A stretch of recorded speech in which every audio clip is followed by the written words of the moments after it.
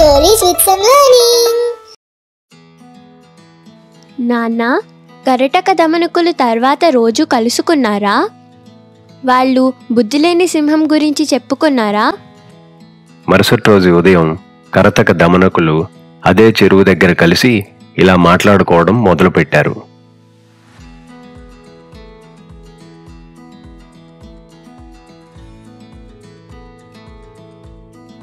మిత్రమా దమనక, కుందేలు సింహాన్ని ఎలా చంపిందో తెలుసుకోవాలని ఎంతో ఆతృతగా ఉంది. దయచేసి ఆ కథ ఏంటో చెప్పవా? తప్పకుండా చెప్తాను మిత్రమా. అనగనగా ఒకానొక అడవిలో భాసురుడు అనే సింహం ఉండేది. దానికి వేటాడటం అంటే ఎంతో ఇష్టం కావడంతో కనపడిన జంతువులల్లా చంపేస్తూ ఉండేది. దాంతో జింకలు, కుందేళ్లు, అడవి పందులు మొదలైన జంతువులన్నీ ఎంతో భయభ్రాంతులయ్యి ఒక చోట చేరి చర్చించడం మొదలుపెట్టాయి. సింహం నుంచి ఎలా తప్పించుకోవాలో అర్థం కావట్లేదు. దొరికిన జంతువునల్లా వేటాడుతోంది. అవును, నువ్వు చెప్పింది నిజమే. ఎలానూ మనందరినీ ఆ సింహం చంపేస్తుంది. కాబట్టి నేను చెప్పిన ఉపాయం ప్రకారంగా మనము సింహం దగ్గరికి వెళ్ళి మాట్లాడదాం. అలా ఆ జింక చెప్పిన ఉపాయం అందరికీ నచ్చి అంతా కలిసి సింహం దగ్గరికి వెళ్ళారు. ప్రభు, మీరెంతో గొప్పవారు. మరియు మా రాజు, మీరు కావాల్సిన ఆహారంకి మించి వేటాడితే కొన్ని రోజులకి అన్ని జంతువులు మరణిస్తాయి కదా. అప్పుడు మీకు ఆహారం ఎలా దొరుకుతుంది? అందుకే మేమందరం కలిసి ఒక ఉపాయం చేశాము. రోజుకి ఒకళ్ళుగా మేమే మీ దగ్గరికి ఆహారంగా వస్తాము. అప్పుడు మీకు చిరకాలం ఆహారం దొరుకుతుంది. అలానే మాకు కూడా ప్రాణభయం ఉండదు. ఆహా, ఎంత బాగా చెప్పారు. అలాగే కానిద్దాం. కానీ మీరు ఒక్కరోజు రాకపోయినా నేను మీ అందరినీ చంపేస్తాను. అలాగే ప్రభు, మేము తప్పక మీ దగ్గరికి ఆహారంగా వస్తాము అని చెప్పి ఆ జంతువులన్నీ అక్కడి నుంచి వెళ్ళిపోతాయి. మరుసటి రోజు నుంచి ఆ జంతువులు ప్రాణభయం లేకుండా అడవిలో హాయిగా తిరుగుతూ ఉండేవి. అప్పటి నుంచి రోజుకొకటిగా జంతువులు సింహానికి ఆహారంగా వెళ్ళేవి. అలా ఒకరోజు ఒక కుందేలు వంతు వచ్చింది. అసలు ఈ సింహానికి ఎందుకు ఆహారం అవ్వాలి? దీని పీడ ఎలా అయినా వదిలించాలి. ఈ సింహాన్ని నేను ఎలా చంపగలను అని ఆలోచిస్తూ కుందేలు ముందుకు సాగింది. మార్గమధ్యంలో ఆ కుందేలుకి ఒక బావి కనపడింది. బావిలో ఏముందో చూద్దాం అని గట్టు ఎక్కి బావిలోకి తొంగి చూసింది. లోతుగా నీళ్లు కనపడ్డాయి. అంతే, వెంటనే కుందేలు, ఇంత లోతైన బావిలో పడితే బయటికి రావడం కష్టమే. నా బుద్ధి బలంతో ఆ సింహాన్ని ఎలా అయినా ఈ బావిలో పడేయాలి అని ఒక పథకం వేసుకుంటూ నిదానంగా వెళ్తుంది.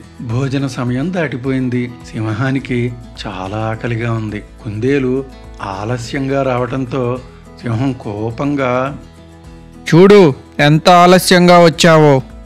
నేను రేపు వెళ్ళి అన్ని జంతువుల్ని నాశనం చేసేస్తాను. అదే మీకు సరైన గుణపాఠం. అయినా ఇంత అల్పమైన కుందేలు నాకు ఆహారంగా ఎలా సరిపోతుందని అనుకుంటున్నారు మీరంతా? కుందేలు తన పథకం ప్రకారం సింహంతో ఇలా మాట్లాడుతుంది. నమస్కారం ప్రభు, ఆలస్యానికి మన్నించండి. ఇవాళ ఆహారానికి నాతో పాటు మరో 4 కుందేళ్లు వచ్చాయి.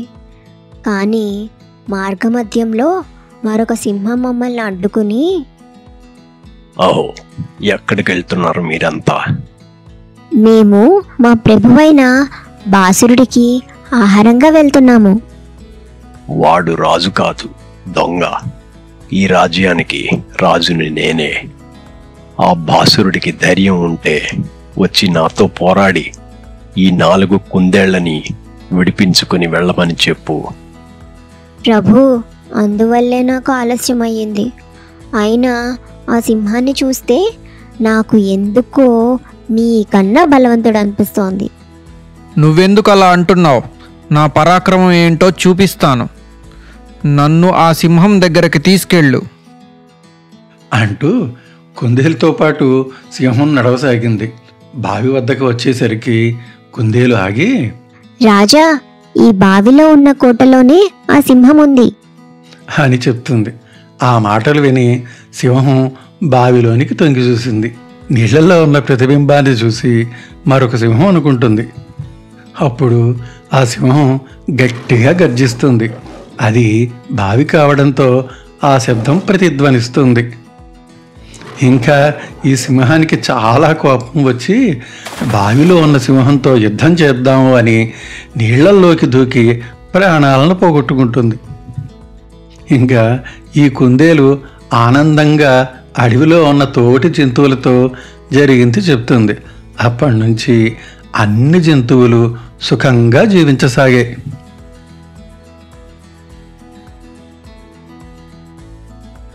మరి అందుకే బుద్ధిబలం ఉన్నవాడే బలవంతుడు. మిత్రమా కరటక, నువ్వు అంగీకరిస్తే నేను వెళ్ళి నా తెలివితేటలతో సంజీవకుడికి పింగళకుడికి మధ్య మిత్రభేదం కలిగిస్తాను. అంటే నువ్వు అనేదేంటి? ఎంత బలం ఉన్నా బుద్ధి బలం లేకపోతే ఉపయోగం లేదు అనా? సంతోషం. నేను రేపు ఉదయమే రాజుగారి దగ్గరికి వెళ్ళి నా పథకం మొదలు పెడతాను.